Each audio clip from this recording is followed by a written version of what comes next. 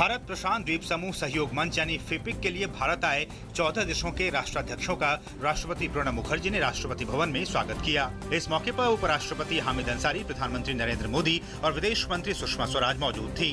प्रशांत द्वीप समूह सहयोग मंच के 2 दिवसीय सम्मेलन के लिए 14 देशों के राष्ट्राध्यक्ष भारत की यात्रा पर हैं। लुईस बर्जर रिश्वत मामले में ईडी ने गोवा में की छापेमारी। इस दौरान ईडी ने गोवा के पूर्व मुख्यमंत्री दिगंबर कामत के घर और कई अन्य जगहों पर छापे मारे। कामत पर लुई बर्जर केस में घूस लेने का है आरोप। सुरक्षा बलों ने एक बार फिर किया घुसपैठ की कोशिश को नाकाम। जम्मू कश्मीर के अरनिया में आतंकियों ने आज एक बार फिर से की घुसपैठ की कोशिश।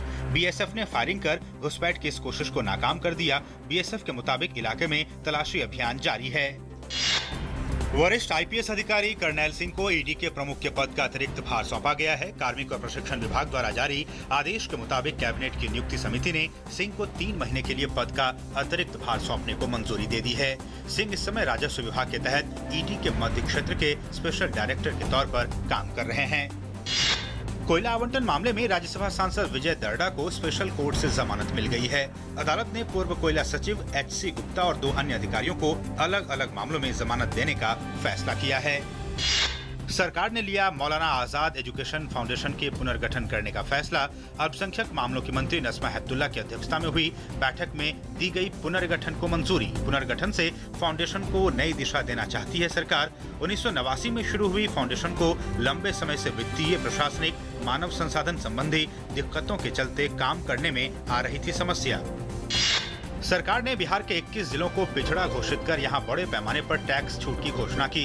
इन 21 जिलों में मैन्युफैक्चरिंग इकाई लगाने पर मिलेगी 20 की बजाय 35% अतिरिक्त टैक्स छूट। वित्त अधिनियम 2015 के जरिए आयकर अधिनियम 1961 के प्रावधानों में संशोधन किया गया है ताकि बिहार सहित चिन्हित राज्यों में अधिसूचित पिछड़े इलाकों को टैक्स लाभ प्राप्त हो सके और उनके विकास में गति आ सके। पटना, नालंदा, भोजपुर, रोहतास, गया, दरभंगा, मुजफ्फरपुर जैसे जिले प्रमुख रूप से शामिल हैं।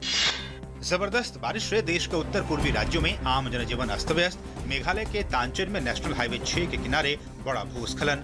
असम में 7 जिलों के करीब 2 लाख लोग बाढ़ से प्रभावित। अरुणाचल प्रदेश में नदियां उफान पर। असम में 7 जिलों के लगभग 2 लाख लोग बाढ़ से प्रभावित हुए हैं। 282 गांव जलमग्न हो गए हैं। सड़कें, पुल, भूमिगत नालों और तटबंधों को बाढ़ से नुकसान पहुंचा है और कई स्थानों पर जमीनी संपर्क प्रभावित हुआ है।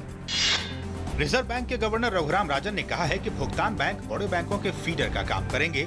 रिजर्व बैंक अगले महीने लघु वित्त बैंक लाइसेंसों की घोषणा करने की योजना बना रहा है। यमन में मानवाधिकारों की लगातार बदतर होती हालात पर संयुक्त राष्ट्र ने एक बार फिर गहरी चिंता जाहिर की है।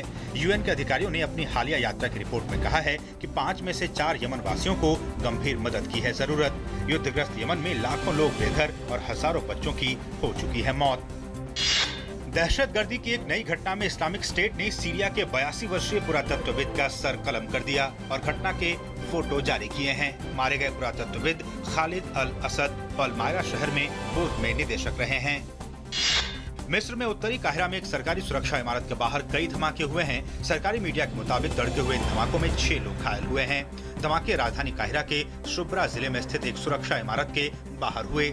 आसपास रहने वाले लोगों को स्थानीय समय के मुताबिक तड़के करीब 2 बजे बड़े धमाकों की आवाज सुनाई दी। अभी तक किसी संगठन ने इस हमले की जिम्मेदारी नहीं ली है। श्रीलंका के साथ दूसरे टेस्ट में भारत की खराब शुरुआत। धमिका प्रसाद ने दिए भारत को शुरुआती झटके। दौरे का पहला मैच हार चुकी टीम इंडिया में 3 बदलाव। मुरली विजय, बिन्नी, उमेश यादव टीम में और हरभजन सिंह, वरुण एरॉन और धवन हुए बाहर। इंग्लैंड और ऑस्ट्रेलिया के बीच आज से ओवल के मैदान पर एशेज सीरीज का आखिरी टेस्ट खेला जाएगा। इंग्लैंड की टीम पहले ही सीरीज अपने नाम कर चुकी है और वो इस मैच को भी जीतकर सीरीज का शानदार अंत करने की कोशिश करेगी। वहीं एशेज सीरीज गंवाने के कारण चौतरफा आलोचनाओं और दबाव के बीच संन्यास की घोषणा कर चुके ऑस्ट्रेलियाई कप्तान माइकल क्लार्क आखिरी एशेज टेस्ट के साथ ही अपने करियर के भी अंतिम टेस्ट के लिए उतरेंगे। सिंसिनाटी ओपन में सानिया हेंगिस की जोड़ी का शानदार सफर जारी है।